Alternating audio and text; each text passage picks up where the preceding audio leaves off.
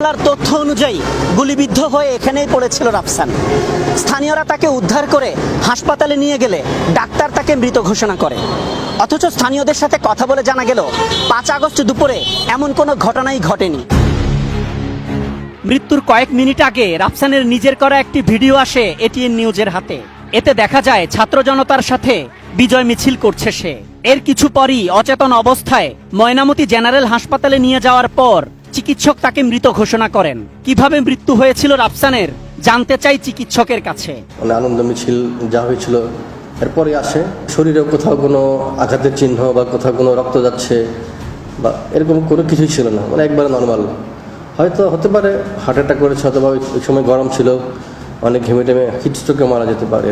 অথচ ভুয়া মামলা দায়েরের পর অস্বাভাবিক তৎপর হয়ে ওঠে কুমিল্লা কোতোয়ালি থানার পুলিশ। এই মামলায় গ্রেপ্তার করা হয়েছে 7 জনকে।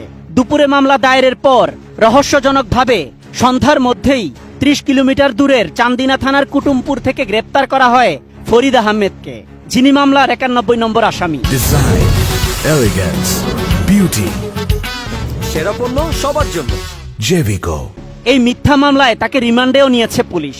ফরিদের স্ত্রী জানান 3 সন্তান নিয়ে অসহায় অবস্থায় দিন কাটছে তার। নিজে রোজগার করতে নিজে খাইতো, অতটুকুই, নাহলে কোনো দল নিয়ে আসা তার কোনো মাথা ব্যথা ছিল না। আজকে তো সারাদিন ভাই আমি রান্না করছি না, আমার বাচ্চারা কিছুই খাইছে না। আমার স্বামীরা যেভাবে আমারে কষ্ট দিছে, আমার স্বামীরে কষ্ট দিছে, আমি এটা সঠিক বিচার চাই। রাফসান হত্যা মামলার আরেক আসামি রাজমিস্ত্রি রুহুল আমিন। কালীরবাজার এলাকার এই শ্রমজীবী মানুষটির এখন দিন কাটে গ্রেপ্তার আতঙ্কে। কাজ শেষ করে আমি প্রেস হইয়া খাইয়া ঘুমিতে মধ্যে রাতে 10টা করে বাজে যায়। আমি কখন যাবো? আমি রাজনীতি করতে এখানে কাজ করি আধা ঘন্টা, আমি এর ভিতরে 20 মিনিট ওই জায়গায় দেখেছি মনে পুলিশ আসতেছে। এই মামলার বাদী রানু মিয়ার কাছে আসামির তালিকায় নিজের নাম দেওয়ার কারণ জানতে চেয়ে কল দেন একজন। রানু মিয়া কুমিল্লার এনসিপি নেতা জুয়েলের ফোন নম্বর দিয়ে যোগাযোগ করতে বলেন। এই নামটা তো এটা তো আপনার কুমিল্লা থেকে দেওয়া হয়েছে, বুঝছেন নি? জুয়েল ভাই নাম্বার দিয়ে জুয়েল ভাইয়ের সাথে কথা বলেন, সবচেয়ে ভালোই। কোন জুয়েল ভাই? এনসিপি নেতা জুয়েল জানান কিভাবে ভুয়া আসামি দেয়া হয় জুলাই আন্দোলনের হত্যা মামলায়। আবু রায়হান একটা আছে, সে এমনি বিতর্কিত আমাদের 126-এর পরে নাম দিয়ে তো আইন ঢুকাইছে। এর ভিতরে ফাঁকফোক করে অনেক মানুষ সচেতন ঢুকাইছে। এর একটা মামলা হয়েছে 351 জনের বিরুদ্ধে। ওইখান থেকে তারা এজাহারটা ঘুরাইছে 4-5 দিন ঘুরে নাম টাম কাটছে। কুমিল্লার বৈষম্য বিরোধী ছাত্র আন্দোলনের সমন্বয়ক আবু রায়হানকে কল দিলে সব অভিযোগ অস্বীকার করেন তিনি। পরবর্তী ফোনালাপে মামলার বাদী রানু মিয়া নতুন তথ্য দেন। এবার জানান তিনি রাজি না থাকলেও পুলিশ তাকে হবিগঞ্জ থেকে কুমিল্লা এনে হোটেলে রেখে খাইয়ে দাইয়ে মামলা করিয়েছে। পুলিশ এসে আসার পরে নিয়ে গেছে পরে মনে হয় অনেক লোক ছিল ভাই। আমি কুমিল্লা 3 দিন ছিলাম। আপনি থাকছেন খাইছেন কে খাওয়াইছে থাকছে কে? হত্যা মামলা তদন্তের প্রয়োজনে নিহত রাফসানের মৃতদেহ কবর থেকে তোলা হতে পারে জেনে সমঝোতার জন্য আসামিকেই অনুরোধ শুরু করে বাদী। লাশ উঠে চেক করা হোক, কারো কি মারা হয়েছে নাকি হার্ট অ্যাটাকে মারা গেছে। এটার একটা সমাধান আছে না? এর আগে নিজেই আসামির তালিকা দিয়েছেন দাবি করলে কল রেকর্ড শোনানোর পর দিশেহারা অবস্থা হয় মিথ্যা মামলার বাদী রানু মিয়ার। প্রকৃত দোষী যারা তাদেরকে আমরা দেওয়ার চেষ্টা করেছি আর দিছি। এটার একটা সমাধান আছে না? আপনি দেখা করতে পারবেন না। অনুসন্ধান চলাকালীন সময়ে জুলাই শহীদ স্মৃতি ফাউন্ডেশন থেকে 5 লাখ টাকার চেক গ্রহণ করে রাফসানের পরিবার।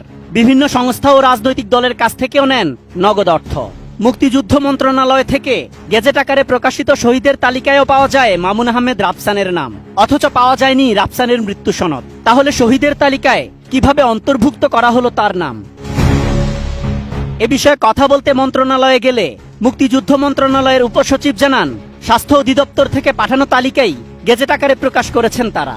স্বাস্থ্য অধিদপ্তরের আওতায় MIS এ তার নাম অন্তর্ভুক্ত হয় এবং পেশেন্ট প্রোফাইল এবং তার স্ট্যাটাস, তার ডেথ এবং তার ডেথের কারণ সবকিছুই তারা ভেরিফাই করে। স্বাস্থ্য অধিদপ্তরের ম্যানেজমেন্ট ইনফরমেশন সিস্টেম বা MIS অফিসে গিয়ে জানা যায় সংশ্লিষ্ট জেলা প্রশাসক এবং সিভিল সার্জনের কার্যালয় থেকে জুলাই শহীদ এবং আহতদের তথ্য নেওয়া হয়েছে, কিন্তু হবিগঞ্জের জেলা প্রশাসক এবং সিভিল সার্জনের কাছেও পাওয়া যায়নি রাফসানের মৃত্যু সনদ।